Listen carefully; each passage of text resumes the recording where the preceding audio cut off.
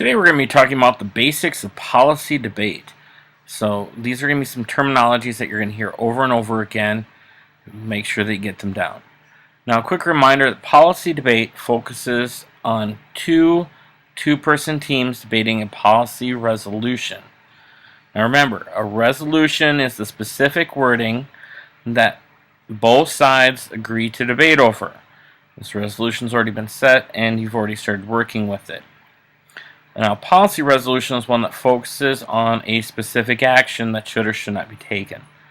Now, in policy debate, there are two sides as mentioned. The two sides in policy debate round are the affirmative and negative.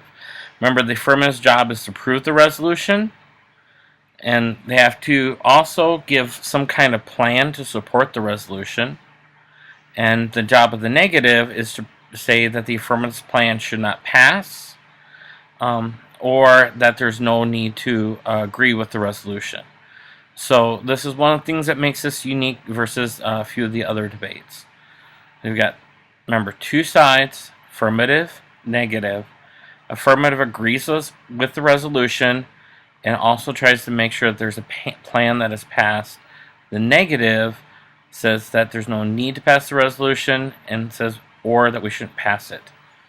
Now, in policy debate, there are some specific speeches. There'll be 8 total. Each person gets 2. The first 4 speeches given are called constructive speeches. The next 4 speeches are called rebuttal speeches. During construction speeches, you can offer new evidence. Under new evidence, and you can also make new arguments. You are basically constructing your argument against or for your side or against the other team. A rebuttal speech is basically to try to prove that you are correct and try to sway the judges into agreeing with you. And that's the basic information behind the rebuttal speeches. Now, there's also a time period between each of the constructive speeches that is called cross-ex. So let's talk a little bit about the order of the speeches. Each team must decide who on their team speaks first. This person's called the first speaker. The other person's called the second speaker. A policy debate round has maximum speaking times for all the speeches and for all the speakers. We're going to go over those here in just a second. So the first person to talk on a team is called the first speaker. The second person is called the second speaker. Here, you're probably going to want to pause this to fill in some of the information to get it. But this is basically all the speech times. I'm going to simplify it. You'll notice that all constructive speeches are basically 8 minutes in length. All cross-examination times are a maximum of 3 minutes. And all rebuttals are 5 minutes.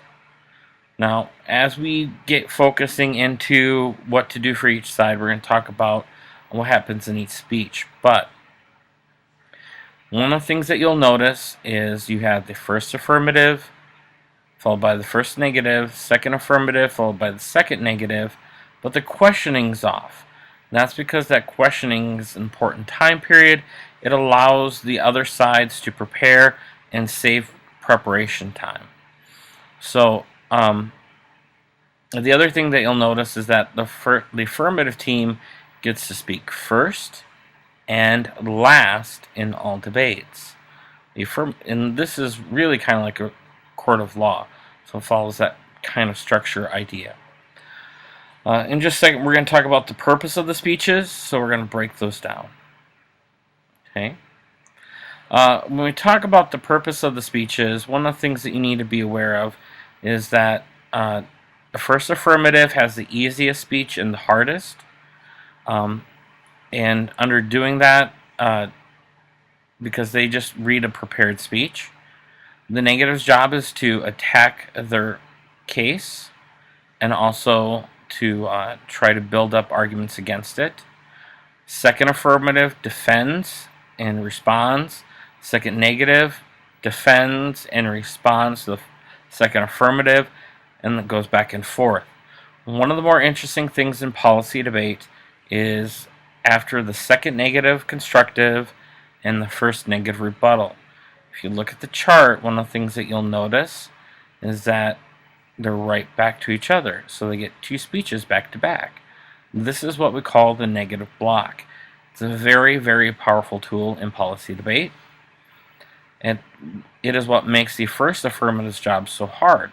As we notice in the first affirmative rebuttal, they must respond to all the issues brought up in the debate, every single one. They can't answer everything, then they leave it dropped, meaning that the other side wins that argument. So as we get working with this, we're going to break things down. So it's important just to kind of have a basic idea. Basically, it's construct and build in the constructives, respond to the other side, and then once you get to the rebuttals, you begin to focus. Why are you winning the key points? And that's really what you need to do. All right, so thanks, and we'll continue on with the affirmative later.